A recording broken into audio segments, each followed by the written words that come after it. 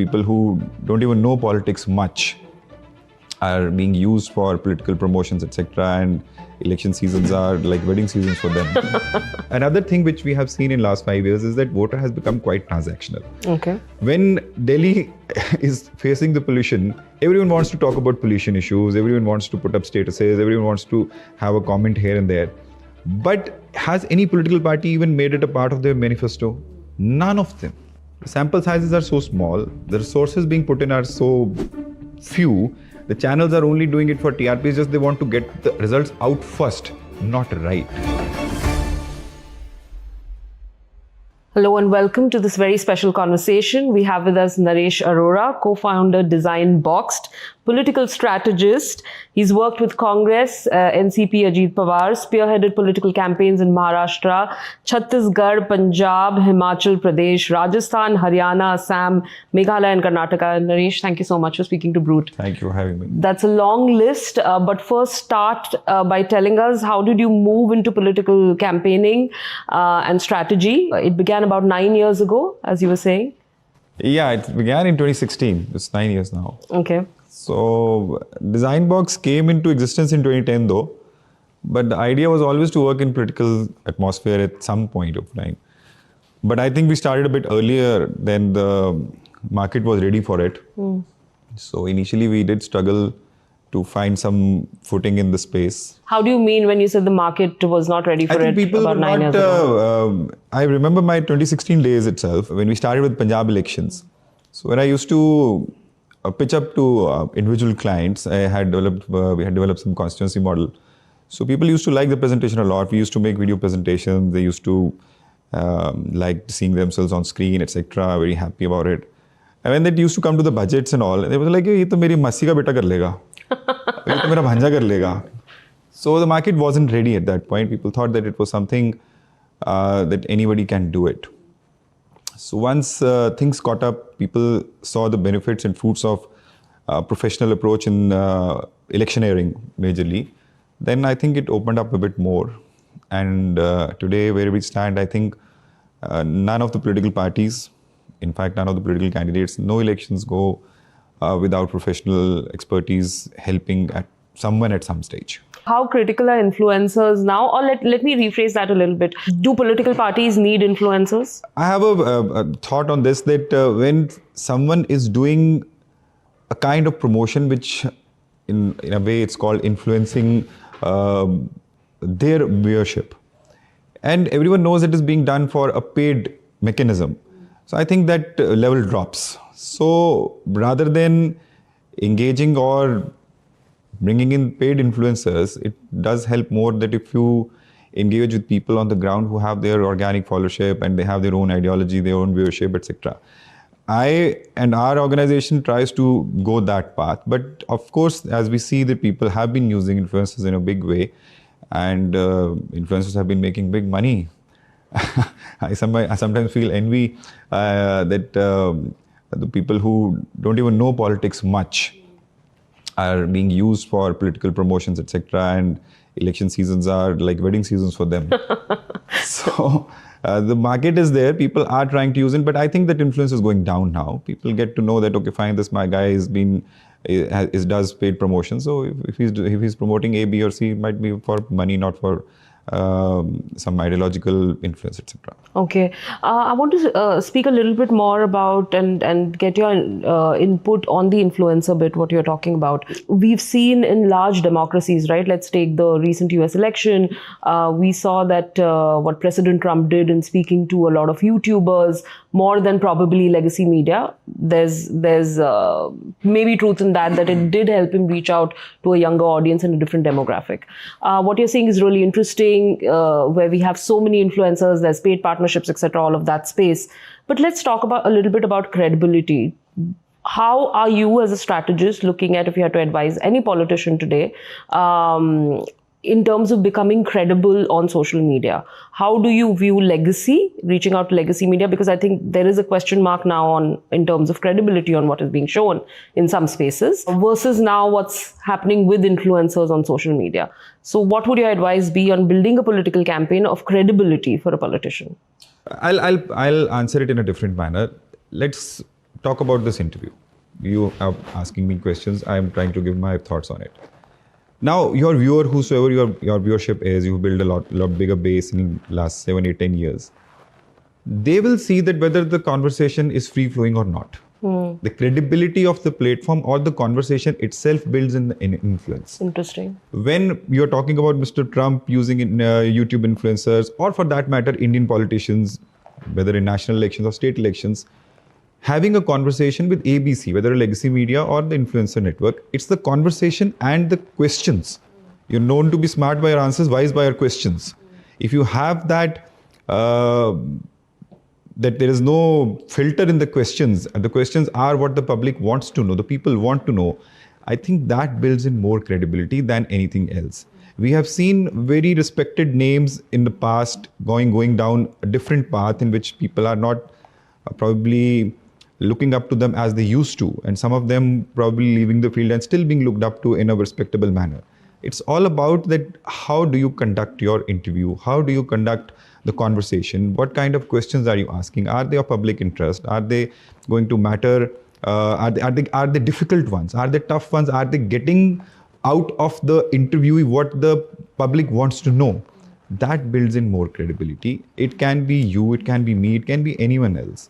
That, I think, decides whether the credibility is there or not. Names simply themselves don't do it anymore. Don't do it anymore. Do you have a tough time convincing people that you are advising to be more authentic, to not probably control a lot of the conversations when they're out there and giving these interviews? Because it's become such an important point. There's a shift, isn't it, from how it used to be? I see, whosoever I have worked with, whether it is chief ministers or deputy chief ministers, or for that matter, anyone else, I have never, on both sides, neither the people who are interviewing told them or asked them also what questions are going to be there, and neither told the people who I am working with that this is something which you need to get out of it. Okay. Because at the end of the day, you have to see that. I'll give you an example that I used to work with Mr. Veerbhadra Singh. Veerbhadra Singh was an MP before even I was born. Now, Naresh Arora can't go and teach politics to Veerbhadra Singh. He was MP with Jawaharlal Nehru. But what I can advise is what I see as a perspective which is missing in a leader's bouquet, without disturbing or tinkering with the individual personality through which they have come up. Because it's not that only by Naresh advising or any other one advising that the politician is going to survive or thrive. They have come up the hard way. They know what is right. They know what politics is. It's just that some fine-tuning elements which you can suggest, which certain things which are not working, because it's very difficult with established leaders that no one walks up to them and tells them that this is wrong, this should not be done. They have an echo chamber which usually... They have an echo chamber, and people are generally scared to speak truth to power. It's been the case it is generally the case everywhere, I see. So for my job, it is always to tell what I think needs to be tweaked a bit. And then it is left up to the leader that this is something which I can say in my own way. Because if I will try to use my vocabulary, then I am taking away something which leader has been seen or recognized with. Right. How do you see assembly polls? Have you seen assembly polls change, let's say, in the last 10, 15 years versus what they used to be? The strategies, have they been different? Karnataka elections being one, which was a big coup for you. Give us a sense into that. Every election cycle, there is something new which comes up. It is generally not discussed much. I'll give you a very recent example of Maharashtra. In Maharashtra, when we started working over there, I'm sure because you have your offices in Bombay and Maharashtra itself, there was a very big talk of some community agitation going on. Okay. Now, the entire politics was being discussed around that agitation. Even for the matter that both alliances were thinking that which way that particular agitation leader might tilt towards, that might be the deciding factor or would be helping the outcome of the elections. But finally, when the outcome happened, I was very pleased to see that the results were based on a policy decision. Now, you can debate that policy of that Ladki Bahin Yojana in which the females were getting what they were getting or they are getting. But it was a pleasant surprise that people had voted above caste lines. People have voted above the agitational politics, etc. And they have voted for the interest of their individual interest. Now, 5 years back, when for the first time this same scheme I introduced in the SAM, that was the first time it was introduced, though Congress couldn't make it. But at that point, every leader, I won't name the leader, but whosoever was the main leader from the opposition party, on public rallies criticized that how can this be possibly done? And in 5 years, every government or every party is trying to implement that. And currently we are sitting in Delhi and Delhi elections are happening. All three major parties are promising the same scheme which not one but other parties were criticizing 5 years back. So elections do change, and it always happens when the older policies fee out and voter expects something new. If someone proposes something new and it gets clicked, then everyone is jumping onto it to copy it and see that they can reap political dividends or electoral dividends. Another thing which we have seen in last 5 years is that voter has become quite transactional. Okay. They go and press that button on the EVM wanting to gain something. It might not be a personal gain, it might be an ideological gain, it might be satisfaction of some kind. And of course, there can be individual gains as well, as the schemes in assembly elections are giving people some dividends. But voter has become quite transactional. They see that which party or which government they think that can be fulfilling the aspirations or the promises which they are giving. They're giving. It's very interesting what you've given us an insight into, Naresh. You've led me to my next question, which was on Delhi elections. We've seen all the three manifestos which are out, and if I remove a little bit up in there, it's all about the welfare schemes out there, right? The welfare schemes, the women voter, that's largely the central lines. And you're saying the voter has also become transactional. First, would you like to hazard a guess on who takes Delhi? Oh yeah, this prediction game is a very dangerous game. But I think it's a tighter contest than it has been in last few elections. And the last mile voter outreach is going to matter a lot. I was in the morning speaking to one of the party stakeholders, and we were discussing that how things are panning out. And in the next few days, 4-5 days which are left, I think the last mile connectivity and reach out is going to matter a lot in the final outcome. But it's a tight contest. It's a tight contest. Okay, we leave it at that. But on the welfare schemes and the manifestos, would you say manifestos matter a lot now, specifically because they've become through which these welfare schemes are being announced? Do you think it matters more now than they did maybe a decade? I'm very happy that manifestos are being discussed. Earlier, they used to be used for paper bins or an academic paper being put somewhere. I don't so even academic papers. They were not even studied by the party people themselves, because they were boring, they were long, and some parties still believe in getting those out. But these guarantees and these highlighting points are something which catch better attention of the voter. And about the manifestos of these three parties, the three parties in these elections, there is hardly any difference. Everyone is proposing one up, or trying to be one up to the other person or the other party. But I'm very happy that people are discussing welfare schemes. In democracies, welfareism should be discussed. Governments should find ways to raise resources, because that is their responsibility, either to raise jobs. And if they are not able to raise jobs, then to ensure that the welfareism continues. Welfare schemes do help take a bit of the burden of the common people.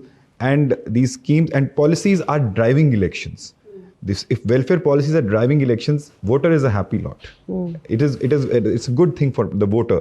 But how much we will be able to sustain it, that remains to be seen. Already, many states are facing the brunt of it after having declared these schemes in a way that probably they didn't have that longevity factor in their mind, or economics were not probably calculated as they should have been. But I wish and I hope that this does not discontinue, and policies and welfareism remains the epicenter of electoral outcomes. It's interesting. Just a related question very quickly, Naresh, on What about the middle class? Usually, when the middle class looks at manifestos like this, for them, they are the taxpayers, and they always feel like, is it going to be spent on infrastructure for us as well? Largely, the welfare schemes, maybe they may not get a lot out of it, right? Contrast it with earlier, where the middle class was always something which was targeted for quite a while, but now we see that conversation has petered out. Do you think the middle class matters at all when it comes to elections? Every voter matters. Why doesn't middle class matter? They don't seem to be being wooed. It is the case because large sections of the society who go to vote remain out of the creamy layers, out of the layers which we would probably want them all to be a part of. And that makes it easier for the political parties to target. But for example, in Delhi, the middle class voter does matter a lot. And if you see the manifestos, there is something for them as well. Not as much, but something is there. And I would like to see, in fact, I'll just navigate it a bit to another topic around the middle class or the welfare schemes which you are talking about, only the lower income group sections, is environment. When Delhi is facing the pollution, everyone wants to talk about pollution issues, everyone wants to put up statuses, everyone wants to have a comment here and there. But has any political party even made it a part of their manifesto? None of them. None of them. They don't even talk about it. In Rajasthan elections, we for the first time tried to put it into our in 5-6 guarantees, aiming, if the government was to be coming in power, Congress was going to be elected, that this environment issue is also important because Rajasthan faces a lot of droughts, a lot of floods are also there and all, and how those things can be addressed via government policies. I would have been happier to see if any of the parties would have said something about pollution in Delhi. And if that is not being discussed, the onus has to be on the voter itself to go and boycott that why it is not being discussed, or ask the representatives who come to seek votes. Why is this issue not being discussed? Why do you not have a plan on it? Why is there not a guarantee, so-called the guarantees which are being propagated every now and then? Why is nothing on that? The questions should be asked by the middle class itself, because lower income group sections seldom ask questions. Right. The middle class, the ones which we are like people who are discussing in studios, they are the ones who are supposed to ask questions at whatever platforms they can. And once those questions are asked, of course, they will be taken a bit more seriously. Right. And I would also say that the onus of this lies more on middle class to go out when they go out to vote. They hesitate to vote. They go for long weekends, whether it is Bombay, whether it is Delhi, the story is same. Looking for that holiday versus going out there and exercising that franchise. I want to talk to you really quickly about exit polls. In 2022-23, you saw the largest exit polls that you did. Is there credibility in exit polls? How have they changed? How can we bring credibility back in exit polls? Give us a bit of sense of what's going on there. See, credibility has been there. I remember the days when I was young and the Doordarshan was the only medium of announcing the results. And those results used to go on for days. For 4 or 5 days, the parliament used to be formed and we used to see Pranay Roy and Vinod Dua taking turns and being there. That credibility was there because they were just giving results, and those analyses, those deep diving of data and sciences, they didn't have computers at that point. So that has been happening in India since then. But now the question which you asked, because if you say that the credibility has gone out, it is only because of the intent. Because it is all being done these days, what I see mostly, without verifying or putting in the right resources. I'll give you an example. When you say that we did the largest exit poll or opinion poll also was there. We run an organization which manages elections. So when we are contesting an election, we have people in every constituency. Sometimes 4, sometimes 5, sometimes 10, sometimes 20, depending on the requirement. Now, when we are putting those resources, for example, 20 resources are there. There are 400 polling booths. How am I supposed to get data from every polling booth? Yeah. It is impossible, practically impossible. For that, I need to have 400 people or at least 200 to get an alternate booth data in which we can randomize it and then probably have a outcome predicted.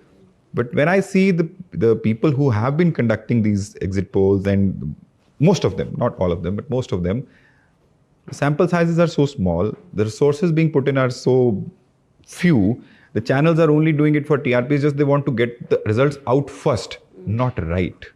If the channels, majorly the channels are the ones where we see the exit polls. if the channels keep questioning the political parties on their manifestos, why are the channels not questioned about the outcome that they have given?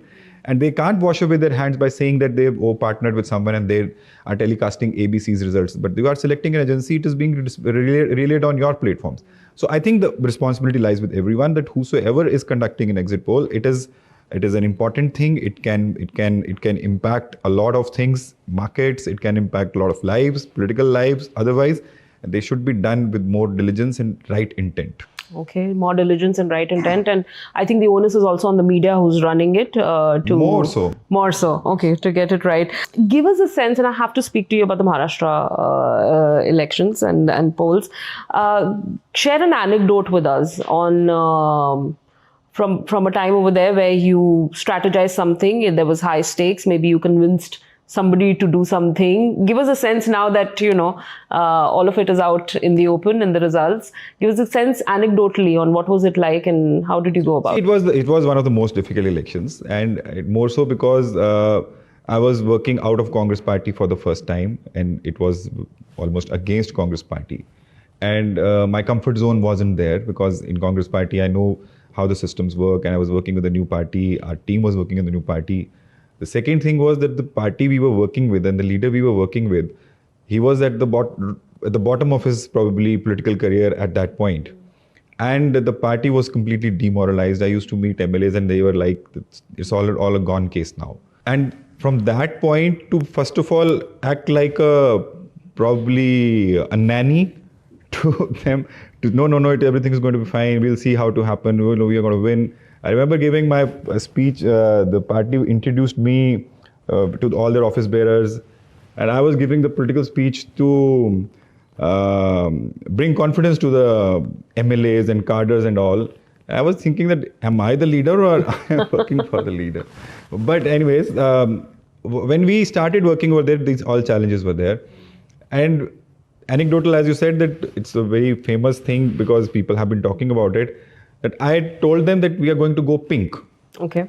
And initially I had proposed mauve and they had approved of it. And without telling them, I planned everything in pink. So they were taken back a bit. They said, "Aapne bola to mauve tha. Abhi aapne pink kar diya." I said, "No, I have thought again, and the team has thought again about it, and we're going to go pink." And they said, no, we can't do this. We can't do this. We have been traditionally tricolor. We have been traditionally white color.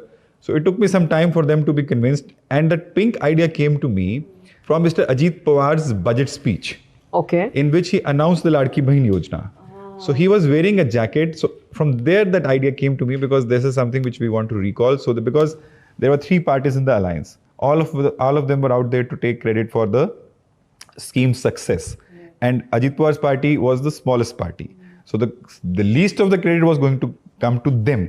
But the most requirement was his. So we started with that pink, in which of course it attracts the female folk for, again, I think a bit more. Not that it was the main idea. It was basically taken from his jacket's color. And then I told him that आप ये jacket अब रोज पहनिए. He said, तो तुम्हारा दिमाग खराब हो गया है. लोग जानते हैं कि मैं तो ये कपड़े दोबारा पहनता नहीं हूँ. मैंने बोला आप ऐसी 10 जैकेट बनवा लीजिए आप. तो दोबारा नहीं पहननी पड़ेगी. So then he started wearing those jackets, and then people started asking, and now anyone who wears a pink jacket is seen as it is copying Ajit Pawar. I'd love your insights on voting on caste and religion lines. Do you think it's something that has more echoes now because there's social media? It was always there, of course. How are you seeing that? Can any party afford to even ignore and just talk about development and run a campaign only on development? I sincerely wish that it is the case, that is how it should be. But unfortunately, caste is an intrinsic part of our society, and it continues to be so. Political parties are not being bold enough to make development as their main agenda, and they still work towards vote bank politics. A party has some vote bank, B party has some vote bank. But I think for the progress, for the inclusive progress of our society and our country, I really wish that development becomes the focus point. As I've been telling you throughout this interview, I'm very heartened by the Maharashtra outcome, because that wasn't, first of all, expected. And it happened on the lines of a policy matter, so that it'll keep the policy matter and development as a focus matter. Otherwise, I have heard leaders saying development se kaun sa election jeeta jata hai. And it has been the case also, that many times that I've seen many constituencies, people have done probably everything for a constituency and still not been able to make it because the political dynamics didn't suit them. So I hope that it continues. But for now, it is not the case. Still, people are, and political parties, and it's their responsibility that they should be working towards it. But for now, I think they don't find much dividends without that caste politics. So they continue to do so. But I sincerely hope that one day they get some enlightenment. Okay, and onus on the people as well. Last question, we have a lot of young viewers. How does one become a political strategist? Oh my God. How does one become? I think I am not capable enough to tell that point. But I have always felt that politics can't be taught in schools and colleges. There are a lot of people who work with their organization, a lot of people who come from other organizations also. Everybody who's watching and who's a political science student is just going to not read so much. It is important to know the history. It is important to know the dynamics. But politics is something of a sense. Because if politics was a subject in which if you mastered that in school or college, then I'm sure that in India or anywhere in the world, every politician would have been a successful politician. But some of them are, most of them are not. But they still continue to do politics. Similarly with political strategists or campaign managers, everyone, a lot of them out of Design Box also, they have seen a lot of people have gone out and tried to do things. But it is something which is connected to the ground. If you have the feel of the pulse of the ground, I'm myself not a data guy. The biggest team in Design Box is of data team.